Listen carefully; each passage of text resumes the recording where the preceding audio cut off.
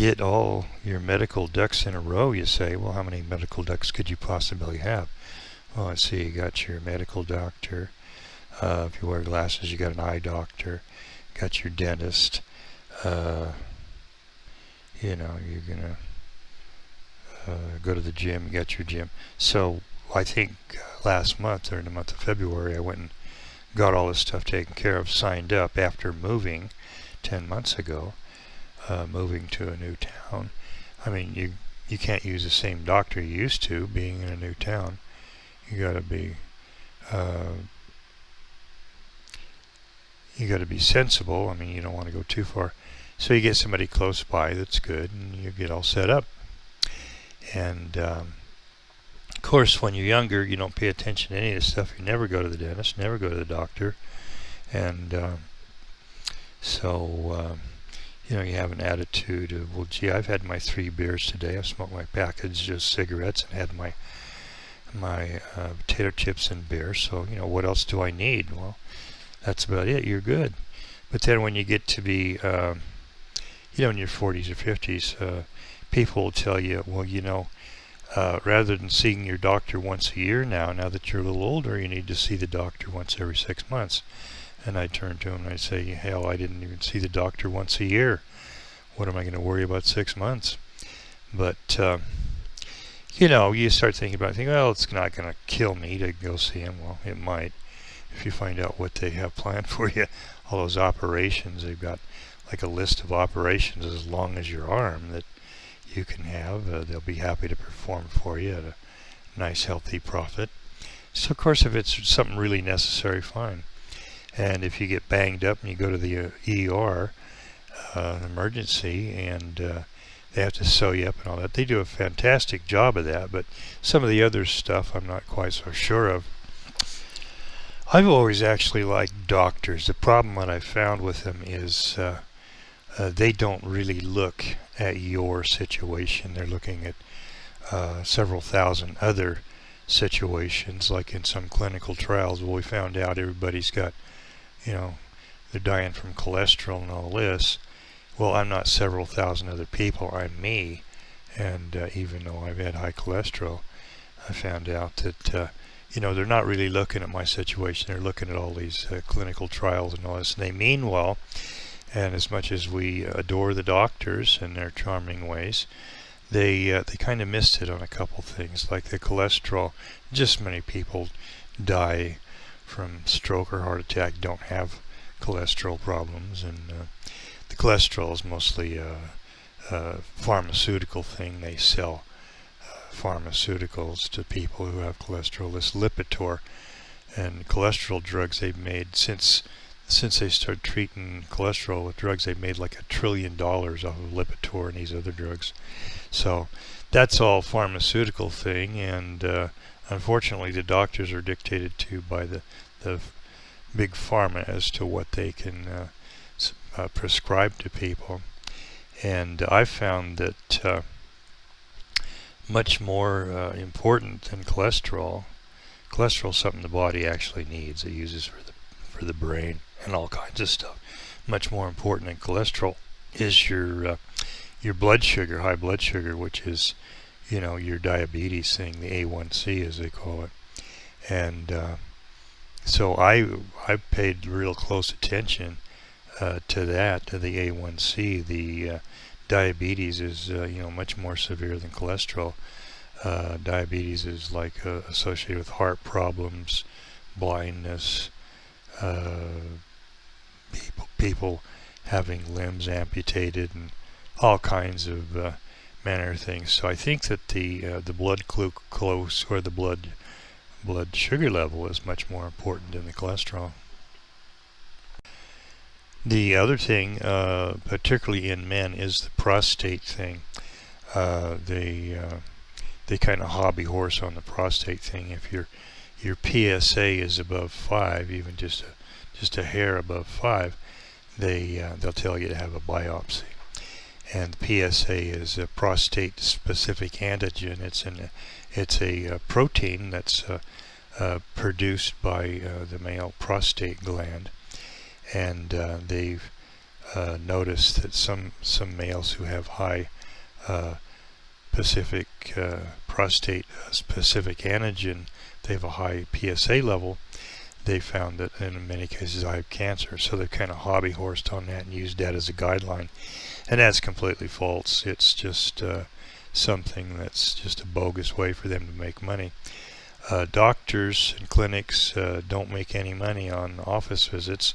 They actually lose money on office visits. So unless they perform an operation like a prostatectomy or prostate operation, they don't make any money. Insurance companies pay big bucks, pay thousands of dollars for a prostate operation. They don't pay anything for, next to nothing for an office visit, if they pay anything at all. So I found that I had like 15-20 years ago, my PSA level was just a hair above normal, and so they did a biopsy. And they said, we can't really tell one way or the other. It's atypical. In other words, they said, well, we can't really tell whether you have cancer or you don't have cancer. So, and they said, oh, by the way, you will have a little bleeding at times due to this prostate or biopsy thing. Well, it's nice of them to tell me after the fact. If they told me beforehand, I probably wouldn't have done it. A biopsy is a very invasive procedure.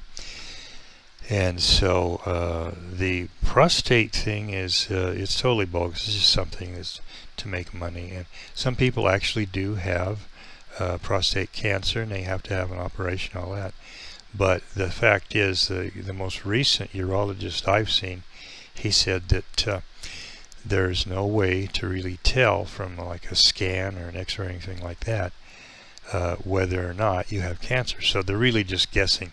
He says even if you have a biopsy, it's not really 100% sure one way or the other whether you have cancer. In other words, they really do not know, and they're doing operations on people that don't necessarily have cancer. Maybe some of them do, maybe some of them don't. So the prostate thing, that's another bogus thing. Once again, a more important thing is the blood sugar level. If your blood sugar level's too high, that could cause prostate problems. So it's important to keep an eye on your blood sugar level. So I get all my medical ducks in a row just a little bit after the first of the year when my new insurance becomes effective, and I go to the medical doctor who is my new medical doctor, and he turns out to be a very nice guy, good doctor and everything. He listens to what I say, and he gives me the referrals I need for eye doctor, so I can get eye drops to prevent glaucoma. You get a little high pressure in your eyes and you need to take eye drops. So he gives me all the referrals and everything, does a blood test, and I notice that my A1C or my blood sugar level is just a little bit high. If it's normal would be 5.0. If it's 5.7 or above, then you're considered pre-diabetic. And pre-diabetic does not mean that you have diabetes, but it does mean that you will have diabetes if you don't do something differently than you're doing now, particularly with your diet and exercise and stuff like that. Now, my blood sugar level has always been pretty good. In the past few years, doctors have said, well, your blood sugar level's up a little bit, so you're pre-diabetic. It was 5.7 or above. So I would do things like get a little more exercise, diet, and all this, and and it would, I keep it down around 5.0 or a little bit below. So my blood sugar's been pretty good. But this time, he said, well, you're pre-diabetic. I go, yeah, well, I've heard that before. So I thought, well, I'll just pay attention to that. So I took the blood test and the glucose reading just about every day, and I noticed what was staying high, and I thought, well, this is weird. Well, I'm not getting quite as much exercise as I used to before I moved, so I started getting a little more exercise, getting in my mile or so a day of walking, and watch my don't eat too much stuff with sugar, and then But I noticed the blood sugar level was staying high. I was staying in the pre-diabetic zone or a little higher, and I thought, well, something's different here. What's different? And I thought, man, well, what have I been doing differently? Well, not much. After I moved, I thought about it, and I thought thought about my diet and all that. And I saw these videos. I've watched these videos with the health food nuts, and I say health food nuts affectionately because I think they are right. You watch these videos and you know these guys know what they're talking about. Some of them are doctors and homeopaths and all this, and they've studied their stuff. They know what they're talking about. And this one guy says, well, you want to drop your blood sugar? He says, all you got to do is one thing. He holds up this great big beautiful looking potato and he says, throw this away. And then he holds up a loaf of bread and says, throw this away. So he says, throw away bread and potatoes. And I thought, he's right, but I've never been able to do it. I mean, maybe for a day or two. But I thought, well, I know he's right. So I thought, well, I'm going to do that and then knock this blood sugar down. So and I thought about it, and I thought, yeah, well, since I moved here 10 months ago, I really love potatoes, and I've ate lots of potatoes every single day. I don't think I missed a day in 10 months after moving here because, moving, you can work up pretty good appetite. So bread, I never, eat too much bread. Maybe, get some English muffins, and that's about it. Call it a day on the bread. But the potatoes, oh yeah, I'd love the mashed potatoes and the gravy, and roasted garlic potatoes. Just love that stuff.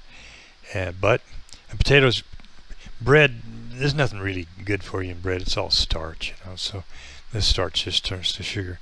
And potatoes, a little different. Potatoes do have a lot of nutrition, a lot of good stuff like potassium. Potassium is something that is very good for you. Your body requires several grams of potassium a day, and which is included in potatoes, plus a bunch of other stuff that's real good for you. But unfortunately, potatoes also have a lot of starch. They have like 60-80% starch, and there's other things. They have potassium and the same nutrients that potatoes have. You can eat like bunch of vegetables and stuff like that, low carb vegetables. So here's what I went into the kitchen and grabbed everything. Like I grabbed the potatoes, the bread, and anything with any sugar or especially added sugar, and I threw it out. And I've been doing the low carb or no carb thing for ever since. This was like a couple weeks ago.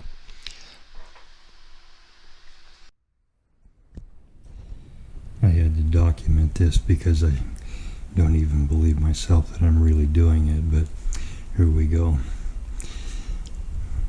This perfectly good potato. 2 of them. 3 of them.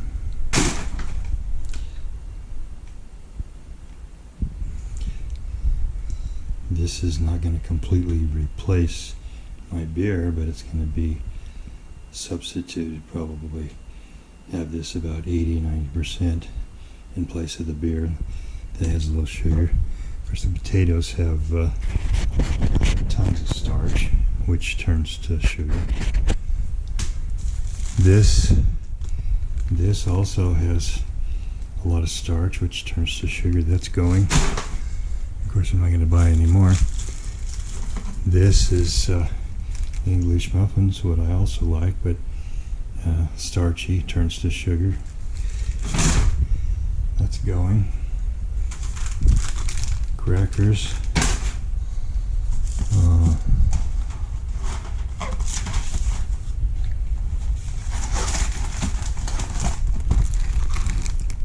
Much crackers here. They're going.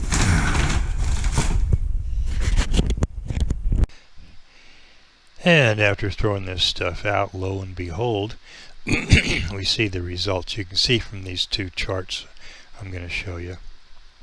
You can see the A1C, the blood sugar level dropping down during the past week or two, since I threw out the bread and potatoes and all the junk with the sugar in it and all that.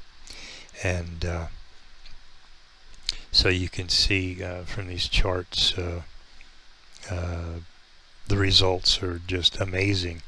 On the last one, I think it was like the A1C rather than 5.7 was like 4.5. So that's a pretty good change, and it's been staying at 5.0 or below. The green indicated like below 5.7, and if it's red, you see the color red. It's the A1C is like 5.7 or above.